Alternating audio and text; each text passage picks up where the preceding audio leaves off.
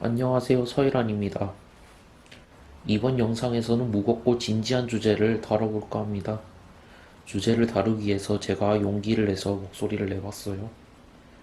최근 들어서 유튜브 혹은 인터넷상의 화제 및 사회적 이슈라면 이슈라고 할 수 있는 표현의 자유, 내지 악플에 대해 얘기를 해볼까 합니다.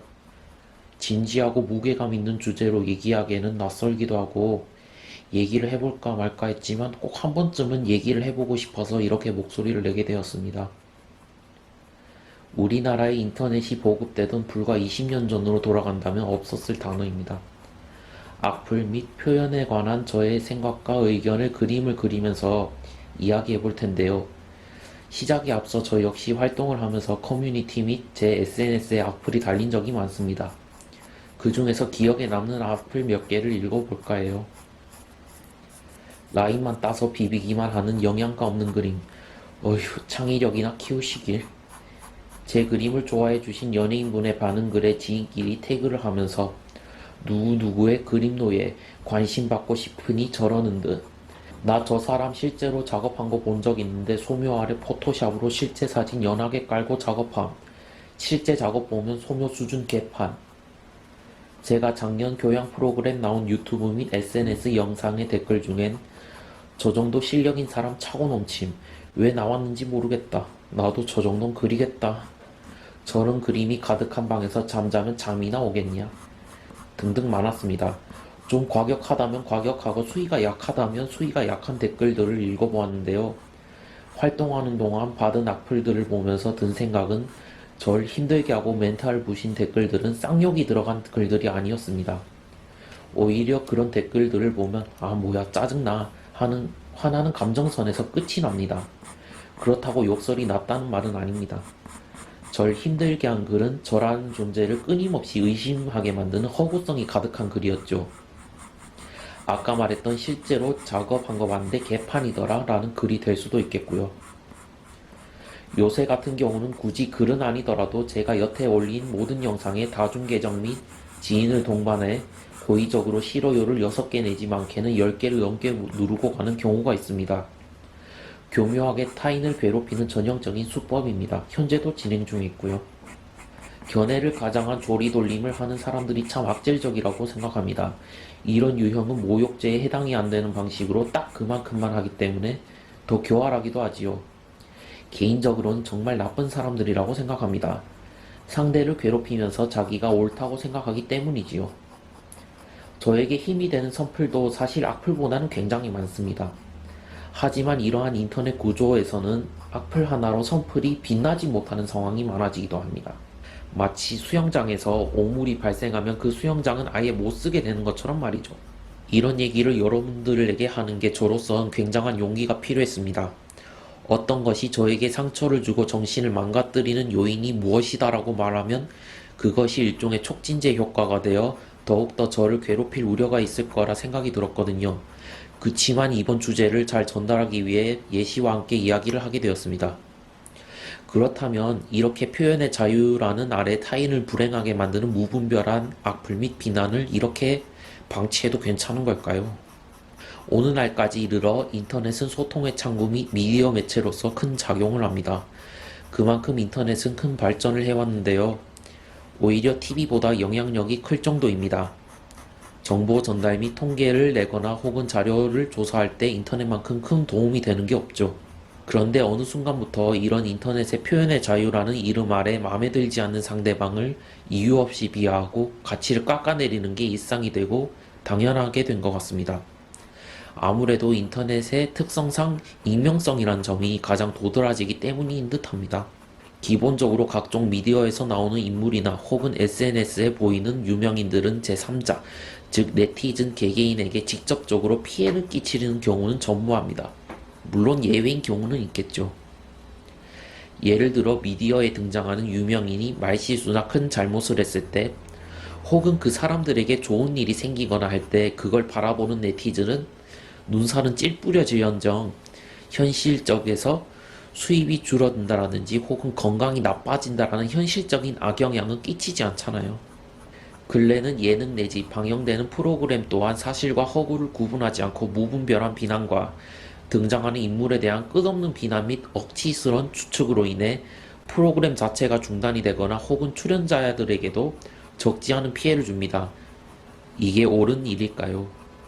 물론 오랫동안 진행된 코로나 때문에 모두가 힘들고 안 되는 일이 많다 보니 마음속에 있는 감정은 누구보다도 잘 압니다. 하지만 그런 분노라는 감정을 분출할 것이 그런 것뿐이던가요? 동정 연민보다도 가장 크게 느껴지는 것이 질투심이기도 합니다. 사람이라면 당연히 느끼는 감정이죠. 그럴 땐 그 감정을 자신의 원동력으로 사용해 볼 수도 있잖아요. 그런데 왜 그 에너지를 남에게 상처를 주고 깎아내리기 위해 분출하는 걸까요? 인간이 살아가는 한 괴롭힘은 영원히 존재하는 것이겠죠. 약한 존재를 괴롭히면서 즐거움을 찾는 동물이라고도 할 수 있겠습니다. 하지만 우리는 이런 잘못된 현상을 최소화하려는 노력이 필요합니다. 학교, 직장 혹은 단체 생활을 하는 곳에서 자신과 관련된 이상한 얘기가 돌면 난 괜찮아 라고 할 사람은 맹세코 없다고 봅니다. 물론 난 나를 다독여 줄 수 있어 혹은 날 이겨낼 수 있을 거라고 생각하지만 마음속 한구석은 골마 있을 겁니다. 미디어에 보여지는 인물 혹은 유명인들도 마찬가지입니다. 그런 사람들은 만만한 건가요?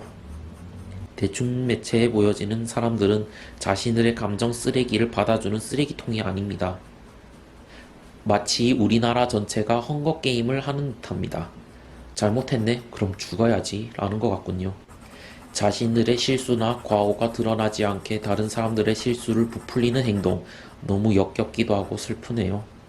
사실이 아닌 말을 사실인 것 마냥 포장을 해서 타인을 괴롭히는 행위, 이것은 어떤 법법 제재를 가하더라도 반드시 막아야 하는 부분입니다. 나는 서일환이 싫어. 개 못생기고 그림도 정말 싫어. 극혐이야. 그래, 뭐 50보 100보 양보해서 그렇다 칩시다. 하지만 논외의 예시가 있습니다. 아까 말했던 나 저 사람 실제로 작업한 거 본 적 있는데 소묘 아래 포토샵으로 실제 사진 연하게 깔고 작업함. 실제 작업 보며 소묘 수준 개판. 실제로 보지 않고 표현하는 것, 이건 안 된다는 겁니다.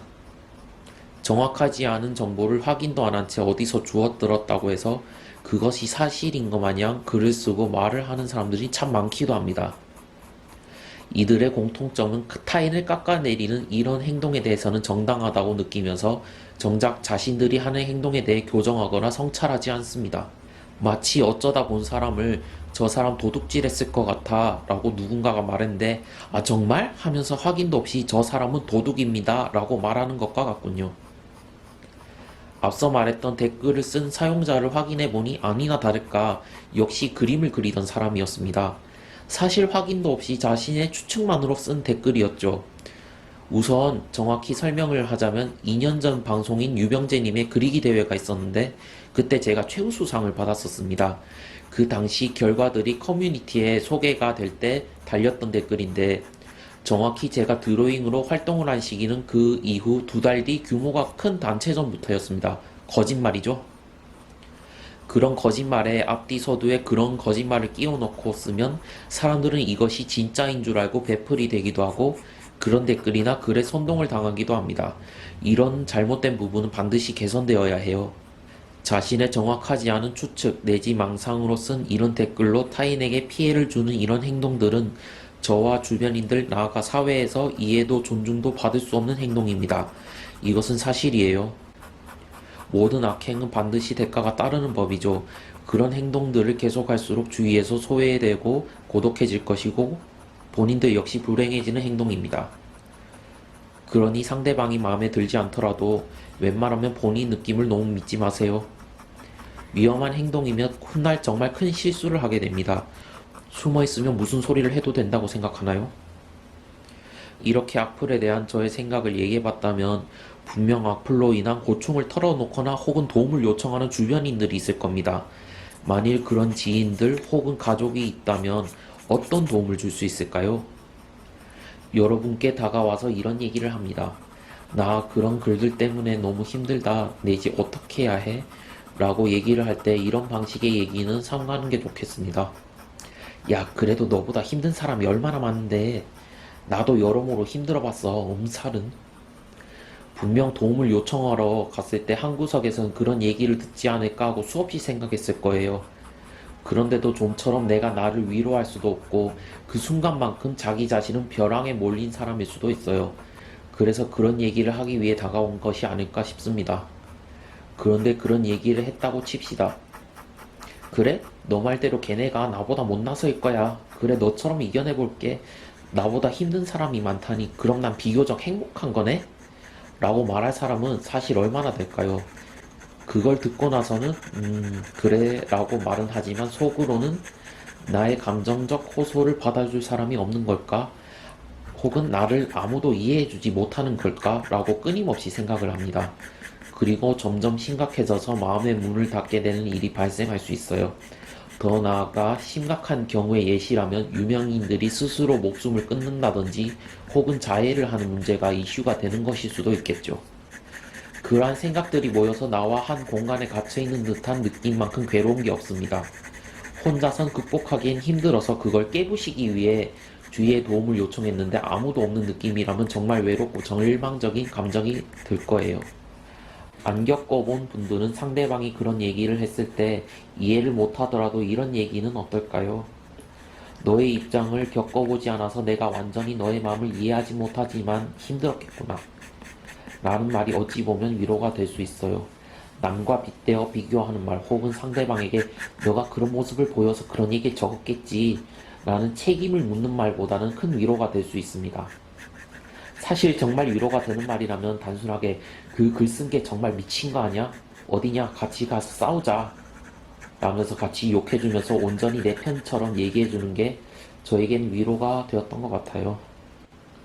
전 이 영상을 만들면서 저에게 화살이 될 수 있는 말도 많이 했고 순전히 저의 개인적인 의견을 많이 말한지라 반드시 이러한 방법이 개개인에게 정답이 아니란 것을 말씀드리고 싶어요.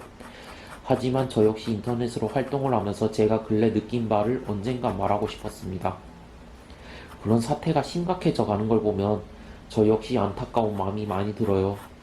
그런 괴로운 일을 겪는 분들께 조그마한 위로와 격려가 되는 그림을 그려보고 싶었고 이러한 사태를 비판하는 말을 해보고 싶었습니다. 이러한 인터넷 세계가 완전히 고쳐질 수는 없겠지만 이번 계기로 인해서 반드시 개선되리라 생각합니다. 이번 영상에서 처음으로 저의 목소리를 내보았는데 종종 이런 저만의 생각과 그림이 담긴 컨텐츠를 만들어 볼까 합니다. 제 영상 끝까지 봐주셔서 감사합니다.